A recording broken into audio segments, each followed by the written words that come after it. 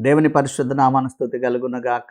దైవవాక్కు అనే డైలీ కార్యక్రమానికి ప్రేమతో మిమ్మల్ని ఆహ్వానిస్తూ ఉన్నాం. అందరూ బాగున్నారు కదా? దేవుని కృప మీకు తోడై క్షేమాన్ని కృపను విస్తరింపచేసి మేలులతో మిమ్మల్ని అందరినీ తృప్తిపరచునుగాక.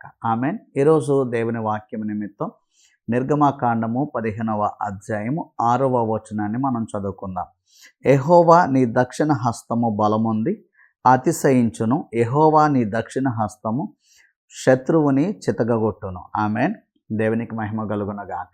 దేవుని దక్షిణ హస్తం అంట బలం పొందుకుంటుందంట. దేవుని దక్షిణ హస్తం అంట శత్రువుని చితగగొడుతుందంట. హల్లెలూయా. చాలాసార్లు మన జీవితంలో శత్రువు విజృంభించడం మనం గమనిస్తూ ఉంటాం.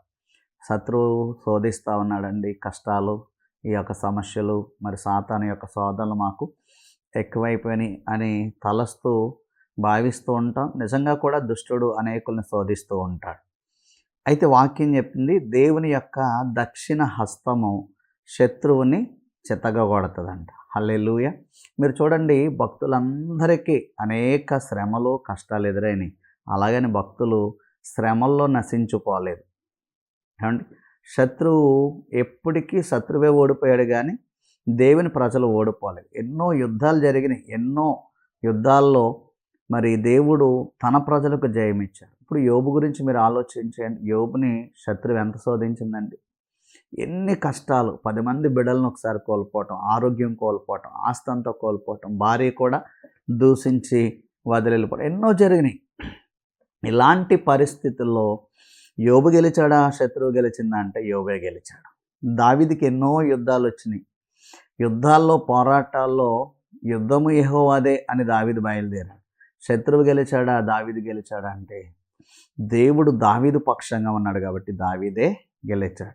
ఈరోజు మీకు వ్యతిరేకంగా రూపొందే ఆయుధాలు, మీకు వ్యతిరేకంగా నిలుస్తున్న శత్రువు ఎవరైతే ఉన్నారో దేవుని దక్షిణ హస్తము ఆ శత్రువుని చిత్తకొడతాడు. నువ్వు కాదు, నీ బలము నీ శక్తి కాదు, నా బలము నా శక్తి కాదు, శత్రువుని దేవుని హస్త బలము. హల్లెలూయా.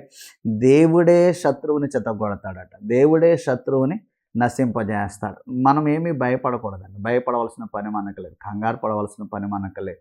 ఎందుకంటే దావీదుకి జయమిచ్చిన దేవుడు, యోబుకు జయమిచ్చిన దేవుడు, మోషేకు జయమిచ్చిన దేవుడు, యోసేపుకు జయమిచ్చిన దేవుడు, యెహోషువకు జయమిచ్చిన దేవుడు. ఏమండి, మనకు జయమివ్వడా? ఆ భక్తులకి ఎంత దేవుడు జయమిచ్చారో మనకి కూడా అంతే దేవుడు జయమిస్తాడు. అయితే మన విశ్వాసంతో, ధైర్యంతో దేవుని హస్త బలము మీద ఆనుకొని, దేవుని యొక్క హస్తము, దక్షిణ హస్తము బలమైనది, దేవుని యొక్క దక్షిణ హస్తము సామర్థ్యము గలది అని గుర్తిరిగి మనము ముందుకు సాగిపోతూ ఉండడమే. శత్రువు ఎప్పటికీ కూడా చితగొట్టబడతాడు. శత్రువు ఎప్పటికీ కూడా మరి ఓడిపోతూనే ఉంటాడు. మనమే గెలుస్తాం. మన పక్షంగా దేవుడు ఉన్నాడు అనేటువంటి విశ్వాసము మనలో రేగునగాక. ఈరోజు నీకు దేవుడు సహాయం చేయబోతూ ఉన్నాడు. శత్రువు ఓడిపోతున్నాడు. ఈరోజే దేవుడు నిన్ను నిలబెట్టబోతున్నాడు. శత్రువు ఓడిపోబోతూ ఉన్నాడు. కాబట్టి భయపడొద్దు, ధైర్యంగా నిలిచి ముందుకు సాగాలి అని జ్ఞాపకం చేస్తున్నాను. అలాగే పౌలు గారిని కూడా జ్ఞాపకం చేసుకున్నాను. పౌలు గారికి ఎన్ని శ్రమలో, ఎన్ని కష్టాలో కదండి. అన్ని కష్టాల్లో, అన్ని శ్రమలలో పౌలు గారి పక్షంగా ప్రభువు నిలబడ్డాడు. పౌలు గారితో ప్రభు అన్నాడు, నా కృప నీకు చాలును. అంతే, ప్రభు కృప సరిపోయిందండి. చాలినంత కృప కలిగిన దేవుడు. నీ పక్షంగా, నా పక్షంగా ఆయన కృప ఉంది. ఆయన మనతో ఉన్నాడు. నిశ్చయముగా నీకు సహాయం కలుగుతుంది. నిశ్చయముగా నీకు సహాయం కలుగుతుంది. నిశ్చయముగా నువ్వు సహాయం పొందుకుంటావు అనే ధైర్యంతో ముందుకు వెళ్ళాలని మనవి చేస్తూ ఉన్నాను. నిశ్చయముగా దేవుడు నీకు, నీ కుటుంబానికి తోడై కాపాడి ఆశీర్వదించును గాక. ఆమేన్. God bless you.